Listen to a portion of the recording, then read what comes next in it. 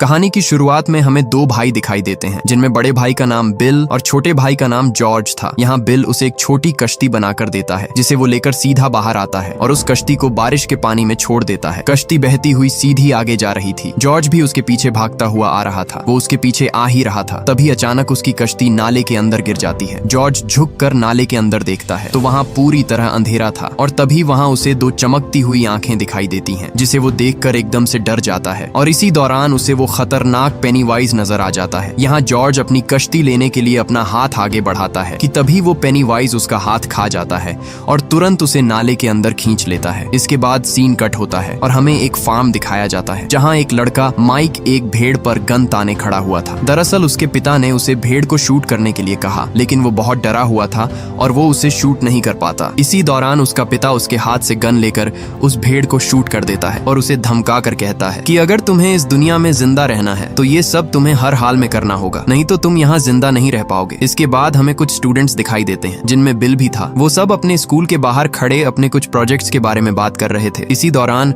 वहाँ एक औरत स्कूल के बाहर खड़ी अपनी बेटी के आने का इंतजार कर रही थी, जो कि पिछले पूरे एक हफ्ते से गायब है और अभी तक उसकी माँ उसके आने की आस में खड़ी थी। तभी वहाँ एक बदमाश लड़कों का ग्रुप आकर वहाँ बिल के दोस्तों को तंग करने लगते हैं। ये देखकर बिल उन्हें जोर से चिल्लाकर कहता है, तुम सब बहुत पछताओगे। इसलिए ये सुनकर वहाँ एक लड़का हेनरी आकर उससे कहता है कि मैंने तुम्हें तुम्हारे भाई की वजह से छोड़ दिया, लेकिन अब नहीं छोड़ूंगा। तभी वो वहाँ कुछ पुलिस वालों को खड़ा देखकर उसे छोड़कर वहाँ से चला जाता है। इसके बाद बिल सीधा अपने घर आता है, जहाँ वो अपने भाई की वजह से बहुत दुखी था। वो एक डमी पुतले को लेकर एक पाइप में डालकर ऊपर से पानी को छोड़ देता है, जिससे वो डमी पुतला बहता हुआ सीधा उस पाइप से बाहर आ जाता है। ये देखकर वो अपने डैड को बताता है कि इसी तरह मेरा भाई जॉर्ज भी उस दिन बारिश के पानी में बहता हुआ कहीं दूर चला गया होगा और मुझे लगता है शायद वो अभी भी जिंदा है। आगे से उसका डैड उस पर गुस्से होकर कहता है कि अब जॉर्ज हमारे दरमियान नहीं रहा और तुम भी उसे भूल जाओ, क्योंकि वो अब हमें कभी भी नहीं मिलेगा और वो मर चुका है। इधर माइक भेड़ों का गोश्त बेचने के लिए शहर आता है कि तभी उसे वही बदमाश लड़के दिखाई देते हैं जो वहाँ उसके पीछे आ रहे थे। ये देखकर वो तुरंत वहाँ छुप जाता है और किसी तरह वो उनसे बच जाता है। वो गोश्त निकाल ही रहा था, तभी वहाँ उसे दरवाजे के हिलने की आवाज आती है और इसी दौरान उस दरवाजे से बहुत सारे अजीब से हाथ बाहर निकलने की कोशिश कर रहे थे और तभी वहाँ वो दरवाजा अपने आप खुल जाता है और वहाँ उसे उसी पेनीवाइज की परछाई दिखाई देती है। वो उसे अपने काबू में करने की कोशिश कर रहा था। ये देखकर उसके पैरों तले जमीन ही खिसक जाती है, लेकिन इसी दौरान वही बदमाश लड़के वहाँ आ जाते हैं और वो बदमाश लड़का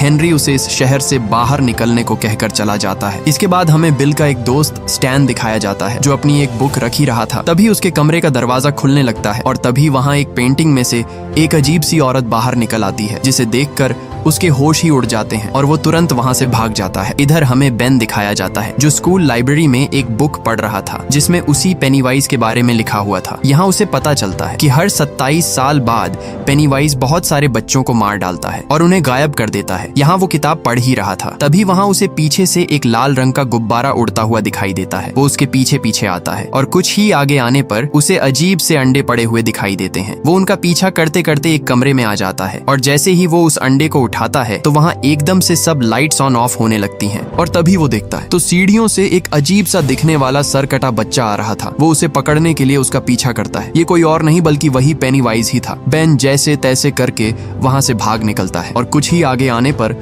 उसे वही बदमाश लड़के पकड़ लेते हैं। वो उसे मारने ही वाले थे। तभी वहाँ से एक गाड़ी गुजरती है और गाड़ी के पीछे वही लाल रंग का गुब्बारा दिखाई देता है, जो कि उसी पेनीवाइज का था। मतलब वो हर जगह लोगों के बच्चों को अपने काबू में कर रहा था। इधर वो बदमाश लड़का हेनरी बेन के पेट पर एक लेटर एच लिख देता है, लेकिन तभी बेन उसे लात मारकर वहाँ से अपनी जान बचाकर भाग जाता है। वो उसका पीछा करते हैं, लेकिन वो वहाँ से दूर भाग जाता है। यहाँ बिल और उसके दोस्त उसके भाई जॉर्ज को वहाँ उस नाले के एंड पर देखने के लिए आए हुए थे, क्योंकि बिल को अभी भी लगता है कि उसका भाई जिंदा है और वो यहीं कहीं होगा। ढूंढते ढूंढते बिल को वहाँ एक जूता मिलता है, जो जॉर्ज का नहीं था। दरअसल ये उसी औरत की बेटी का जूता था, जो उस दिन अपनी बेटी को स्कूल के पास ढूंढ रही थी। मतलब वो भी उस पेनीवाइज का शिकार बन चुकी है। यहाँ रिची उन सबसे कहता है कि हमें और आगे नहीं जाना चाहिए, क्योंकि अब हमारी जान को खतरा है। क्या पता वो खतरनाक पेनीवाइज अंदर जाते ही हमें जान से मार डाले। तभी वहाँ बेन पहुंच जाता है और वो उसे सीधा मेडिकल स्टोर ले आते हैं, लेकिन वहाँ और दवा लेने के लिए उनके पास पैसे कम पड़ जाते हैं। लेकिन तभी वहाँ बेवर्ली आ जाती है और बिल उसे बताता है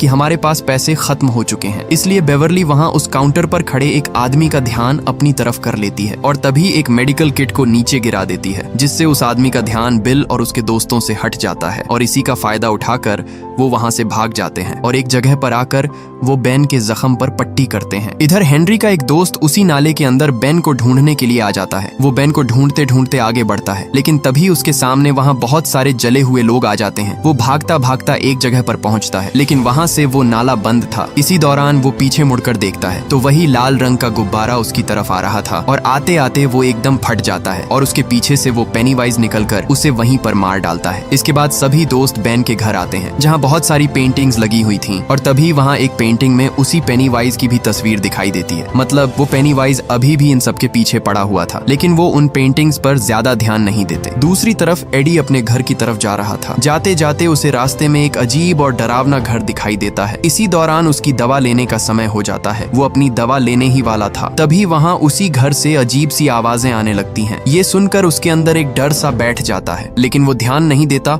और चल पड़ता है। इसी दौरान उसकी दवा वहाँ गिर जाती है। एडी एक एक करके अपनी गोलियां उठाता है और एक गोली को हाथ लगाने ही वाला था, तभी वहाँ एक अजीब सा हाथ उसकी गोली को उठा लेता है और तभी वो अजीब सा इंसान उसके सामने आ जाता है। ये देखकर वो वहाँ से तुरंत भागने लगता है और भागता भागता वो एक जगह पर आकर रुक जाता है और दूर खड़ा वही पेनीवाइज उसे दिखाई देता है। ये देखकर उसके होश ही उड़ जाते हैं। इधर बेवर्ली अपने घर थी तो उसे एक कार्ड मिलता है जिस पर कुछ अजीब सी पोएम लिखी हुई थी जो उसके दोस्त बेन ने लिखी थी। तभी वहाँ बेसिन से उसे कुछ आवाज सुनाई देती है। जब वो देखती है तो अंदर से बहुत सारे बच्चों के चिल्लाने की आवाजें सुनाई दे रही थी और वो सब उसे भी अपने पास बुला रहे थे। वो तुरंत एक इंची टेप उस बेसिन के अंदर डालती है और जब वो उसे बाहर निकालती है तो उसके साथ बहुत सारे बाल और खून लगा हुआ था। तभी उसके अंदर से बाल निकलकर पूरी तरह उसे पकड़ लेते हैं और उसे अंदर खींचते हैं। बेवर्ली जैसे तैसे करके खुद को छुड़ा लेती है, लेकिन उस बेसिन से बहुत सारा खून पूरे अंदर फैल जाता है। वो डर की वजह से एक दीवार के साथ बैठ जाती है। इसी दौरान उसके डैड आ जाते हैं। वो उसे कहते हैं कि इतना क्यों चिल्ला रही हो। बेवर्ली आगे से बताती है कि उस बेसिन से बहुत सारे बच्चे चिल्ला रहे हैं,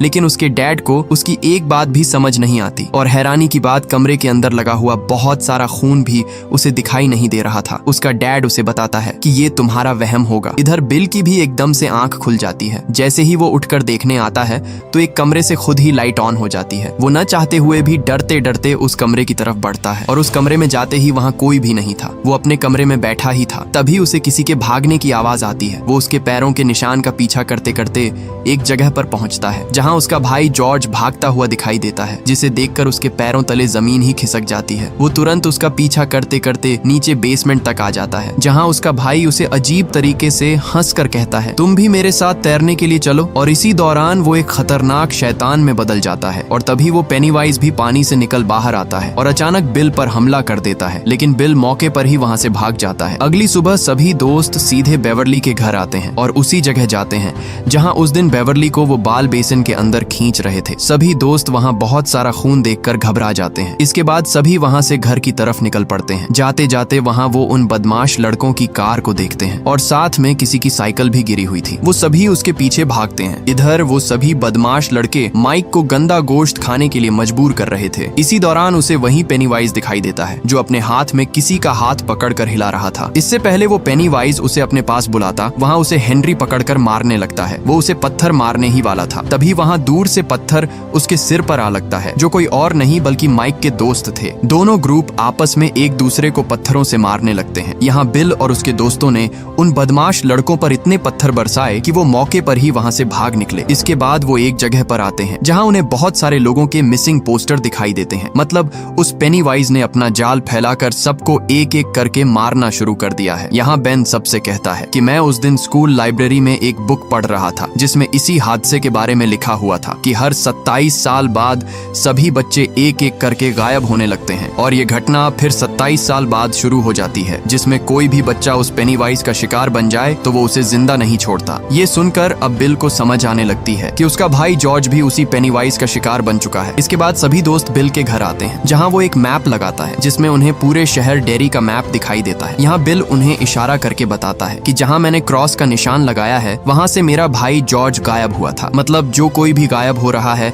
वो जगह गटर से जुड़ी हुई है और सभी गटर्स वेल हाउस में जाकर मिलते हैं और मेरा भाई भी मेरे घर के पास एक गटर से ही गायब हुआ था। बिल सबसे कहता है कि ये वेल हाउस ही वो जगह है जहाँ वो पेनीवाइज रहता है। इसी दौरान एडी सबसे कहता है कि मैंने भी उस दिन पेनीवाइज को उसी घर में ही देखा था और वहाँ मुझे एक अजीब सा दिखने वाला आदमी भी मिला था जो मेरे पीछे पड़ गया था मुझे पकड़ने के लिए। इसलिए अब वो डरने लगता है और कहता है कि अब हमें उसे भूल जाना चाहिए और उसके बारे में कभी भी बात नहीं करनी चाहिए। इसीलिए एडी गुस्से से वो मैप उतार देता है। इसी दौरान वहाँ वो प्रोजेक्टर भी खुद ही ऑन ऑफ होने लगता है और सभी तस्वीरें खुद ही बदलने लगती हैं और तभी एक तस्वीर से वही पेनीवाइज सामने आने लगता है, जिसे देखकर सभी दोस्त वहाँ अपने होश खो बैठते हैं। ये देखकर माइक तुरंत उस प्रोजेक्टर को लात मारकर नीचे गिरा देता है, लेकिन वो प्रोजेक्टर फिर भी खुद ब खुद ऑन होने लगता है और एकदम से वो पेनीवाइज उस तस्वीर से बाहर निकल आता है और उन पर भागकर हमला करता है। लेकिन तभी वहाँ बेन दरवाजा खोल देता है, जिससे वो पेनीवाइज वहाँ से गायब हो जाता है। वो सब सुकून का सांस लेते हैं और बिल सबसे कहता है कि अब मैं उसी जगह अपने भाई को ढूंढने के लिए जा रहा हूँ। इसलिए वो सब उसी डरावने घर के पास आ जाते हैं और कुछ दोस्त सीधे उस घर के अंदर चले आते हैं। वो आगे बढ़ ही रहे थे, तभी एडी को कुछ आवाज सुनाई देती है। इसी दौरान वहाँ उसे दरवाजा खुलता हुआ दिखाई देता है। वो वहाँ देख ही रहा था, लेकिन पीछे से दूसरा दरवाजा बंद हो जाता है। वो भाग कर आता है, लेकिन तभी वहाँ का रास्ता बीच से टूट चुका था। इसी दौरान उसके कंधे पर कोई हाथ रखता है और जब वो पीछे मुड़कर देखता है तो उसके सामने वही अजीब सा आदमी था, जिसे देख वो सीधा नीचे जा गिरता है। इधर रिची को भी कुछ आवाजें सुनाई देती हैं, जिसका पीछा करते करते वो एक कमरे में आता है, लेकिन वहाँ उसे कोई भी नहीं मिलता और वो वापस जाने लगता है कि तभी वहाँ उस कमरे का दरवाजा बंद हो जाता है और वहाँ सब लाइट्स ऑन ऑफ होने लगती हैं और उसे पूरे कमरे में जोकर्स ही दिखाई देते हैं। लेकिन तभी वहाँ उसके सामने वो पेनीवाइज आ जाता है। वो सीधा उस पर हमला कर देता है, लेकिन मौके पर ही बिल दरवाजा खोलकर उसे बचा लेता है। इधर एडी उठकर बैठा ही था। इसी दौरान उसे एक फ्रिज से एक हाथ हिलता हुआ दिखाई देता है और वो दरवाजा अपने आप खुलने लगता है और दरवाजा खुलते ही वो पेनीवाइज बाहर निकल आता है। वो उसे खाने ही वाला था। तभी वहाँ बिल दरवाजा खोल देता है, जिससे उसका ध्यान उनकी तरफ चला जाता है। वो भागकर उन पर हमला करता है, लेकिन तभी वहाँ बेवरली आकर उसके सिर से एक रॉड आर पार कर देती है। वो भागकर सीधे एडी के पास जाते हैं। पीछे से वो पेनीवाइज भी अपने नुकीले पंजे उनकी तरफ बढ़ाता है और तभी घूमकर वो बेन को जख्मी कर देता है और सीधा एक अंधेरे में गायब हो जाता है। बिल उसका पीछा करते करते नीचे आता है। जहाँ वो देखता है तो वो पेनीवाइज एक कुएं के अंदर जा रहा था। इसके बाद वो सब उस घर से बाहर भाग निकलते हैं, लेकिन बाहर एडी की माँ उसे लेने के लिए आ गई थी और वो सबसे कहती है कि आज के बाद तुम सब मेरे बेटे से दूर रहो। वो एडी को वहाँ से घर ले जाती है। यहाँ बिल सबसे कहता है कि मैंने उस पेनीवाइज को एक कुएं में जाते हुए देख लिया है। अगली बार हम उसे पूरी तैयारी के साथ पकड़ने के लिए आएंगे। लेकिन वहाँ कुछ दोस्त उस पर चिल्लाते हुए कहते हैं कि तुम पागल हो, अभी हम मरते मरते बचे हैं और तुम दोबारा उस घर के अंदर जाना चाहते हो। इसी दौरान रिची बिल से कहता है कि अब हमें उसका पीछा छोड़ देना चाहिए क्योंकि जॉर्ज मर चुका है, तुम्हें उसे भूलना ही होगा। लेकिन बिल उसे बताता है कि मेरा भाई जॉर्ज अभी भी जिंदा है, मैं उसे हर हाल में ढूंढ कर ही रहूंगा। इधर उसी बदमाश लड़के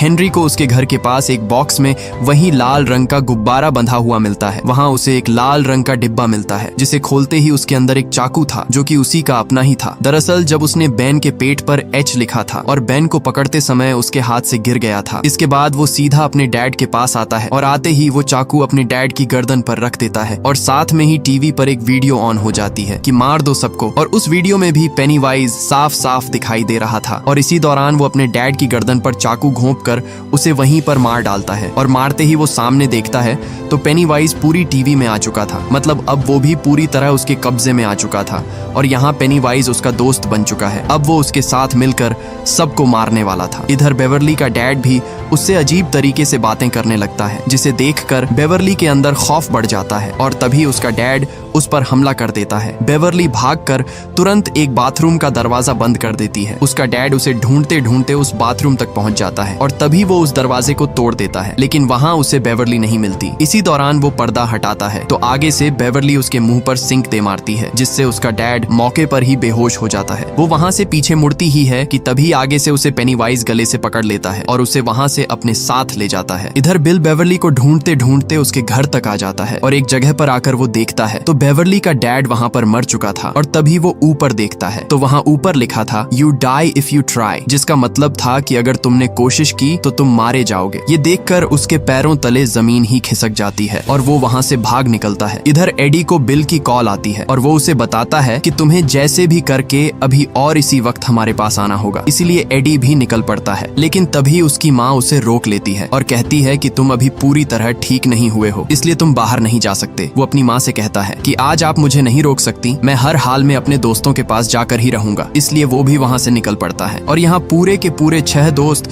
उसी घर की तरफ बढ़ रहे थे और इस बार सभी के पास हथियार भी थे। वो सब सीधे उस खतरनाक घर के अंदर घुस जाते हैं। अंदर आते ही वो उसी कुएं के पास पहुंचते हैं जहाँ से वो पेनीवाइज उस दिन गायब हुआ था। वो उस कुएं में एक रस्सी नीचे फेंकते हैं और सबसे पहले बिल उस कुएं के अंदर उतरता है। इधर हमें बेवर्ली दिखाई देती है जिसे अभी अभी होश आता है, जो उसी कुएं के आखिर में गिरी हुई थी।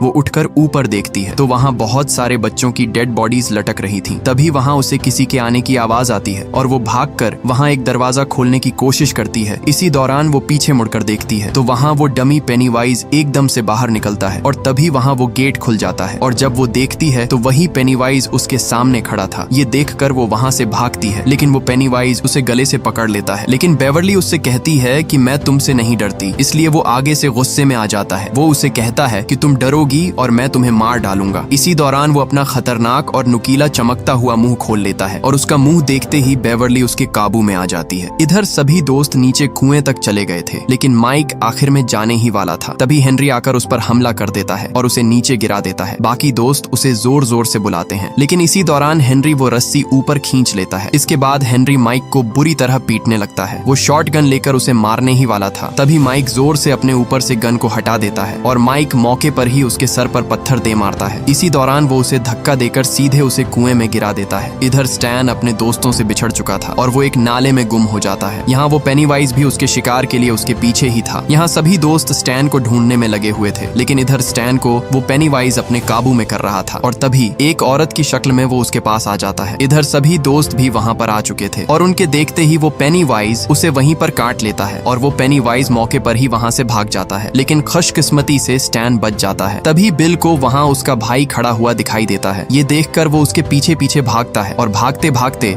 वो एक जगह पर आ पहुंचता है जहाँ वो बेवर्ली को ऊपर लटका हुआ देखता है। इसी दौरान सभी दोस्त भी आ जाते हैं। वो सब बेवर्ली और बहुत सारे बच्चे लटके हुए देखते हैं जिसे देखकर उनके होश ही उड़ जाते हैं। वो सब तुरंत उसे नीचे उतारते हैं और उतारते ही बेवर्ली को होश आ जाता है। इधर बिल को उसका भाई भी मिल जाता है जिसका एक हाथ कटा हुआ था और दूसरे हाथ में उसने वो कश्ती पकड़ी हुई थी जो बिल ने उसे उसी बारिश वाले दिन बना कर दी थी। जॉर्ज उससे कहता है कि मुझे अपने घर जाना है, मैं अपने मॉम और डैड को मिस कर रहा हूँ। आगे से बिल उसे बताता है कि मैं भी तुम्हें बहुत मिस कर रहा हूँ और इसी दौरान बिल उसे लव यू कहकर उसे वहीं पर शूट कर देता है। लेकिन तभी वो मरा हुआ जॉर्ज एकदम से हिलने लगता है और हिलते हिलते वो पूरी तरह पेनीवाइज में बदल जाता है और वो वहाँ सब दोस्तों पर हमला कर देता है। लेकिन यहाँ वो सब दोस्त भी उस पर गोली की तरह टूट पड़ते हैं और एक एक करके वो सब उसे पूरी तरह धो डालते हैं और तभी बेवर्ली उसके मुंह में एक रॉड घोंप देती है और आखिरकार वो पेनीवाइज वहीं पर खत्म हो जाता है। इसके बाद सीन कट होता है और हमें सब दोस्त दिखाई देते हैं जो सब उस पेनीवाइज से बच निकले, लेकिन बिल अपने भाई जॉर्ज को हमेशा के लिए खो देता है और ये मूवी यहीं पर एंड हो जाती है। अगर ये वीडियो आपको अच्छी लगी तो इसे लाइक करें और हमारे चैनल फिल्मी नेस्ट को सब्सक्राइब कीजिएगा।